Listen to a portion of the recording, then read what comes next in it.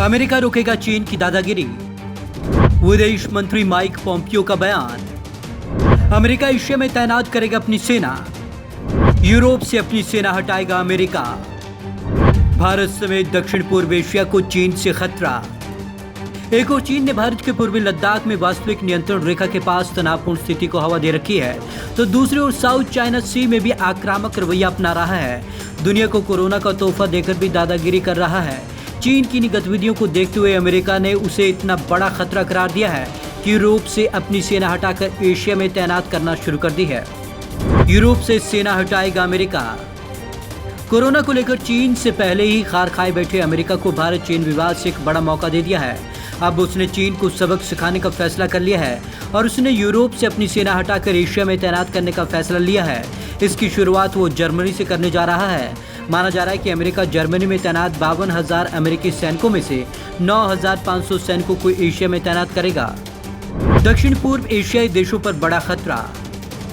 America यह कदम ऐसे समय उठा रहा है जब चीन ने भारत में पूर्वी लद्दाख में वास्तविक नियंत्रण रेखा के पास तनावपूर्ण स्थिति पैदा कर दी है, तो दूसरी ओर वियतनाम, इंडोनेशिया, मलेशिया, फिलीपीन और साउथ चाइना सी में खतरा बना हुआ है। अमेरिकी विदेश मंत्री माइक पोम्पियो ने कहा है कि वो यूरोप से अपनी सेना को इसलिए हटा रहे हैं क्योंकि भारत और कुछ दक्षिण पूर्व एशियाई देशों पर चीन का खतरा बढ़ गया है। भारत पर चीन का खतरा। विदेश मंत्री माइक पोम्पियो से पूछा गया कि आखिर क्यों अमेरिका जर्मनी से अपनी सेना हटा रही है। इस सवाल के जवाब में उन्होंने कहा, ये सब सोची समझी रणनीति के तहत किया जा रहा है। उन्होंने कहा, ये हमारे सारे फैसले चीन की हरकतों से लिए गए हैं। भारत पर चीन का खतरा बढ़ गया है। इसके अलावा वियतनाम, इंडोनेशिया, मलेशिया, फिलीपींस और साउथ चाइना सी पर भी खतरा लगातार मंडरा रहा है। अमेरिका ये सुनिश्चित करना चाहता है कि हम चीन को सही जवाब दे सकें। पोम्पियो ने जर्मन मार्शल फंड के वर्चुअल ब्रसेल्स फोरम 2020 में एक सवाल के जवाब में ये बात कही। गलवान घाटी में हिंसक झड़प पर भी चर्चा। माइक पोम्पियो ने इसके अलावा गलवान घाटी में भारत और चीन के बीच हुई हिंसक झड़प पर भी बातचीत की। साथ ही उन्होंने ये भी कहा कि यूरोपियन यूनियन से चीन को लेकर चर्चा की जाएगी। उन्होंने ये भी कहा कि चीनी कंपनियों के खिलाफ दुनिया को एकजुट करने का प्रयास भी किया जा रहा है। तैनाती ऐसी हो कि पीएलए का मुकाबला कर सकें। पोम्पियो ने कहा कि हम तय करेंगे कि अमेरिकी सेना की तैनाती ऐसी हो कि पीएलए का मुकाबला किया जा सके। उन्होंने कहा कि अमेरिका को लगता है यह हमारे समय की चुनौती है और वो इस बात को सुनिश्चित करेंगे कि उसके पास उससे निपटने के लिए सभी संसाधन उचित जगह पर उपलब्ध हों।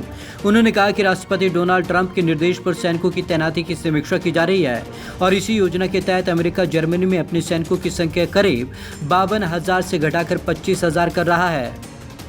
कम्युनिस्ट पार्टी है खतरा।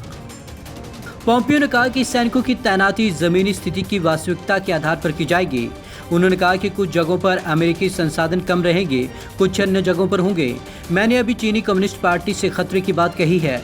वियतनाम को खतरा, मलेशिया, इंडोनेशिया को खतरा, दक्षिण चीन सागर की चुनौतियां हैं। अमेरिका ने खतरों को देखा है और समझा है कि साइबर इंटेलिजेंस और मिलिट्री जैसे संसाधनों को कैसे बांटा जाए। कहाँ तैनात हो सकती है अमेरिकी सेना। सूत्रों की माने तो अमेरिका हिंद महासागर स्थित सैन्य ठिकाने डियो गार्सिया पर पहली बार में 9500 सैनिकों को तैनात करेगा।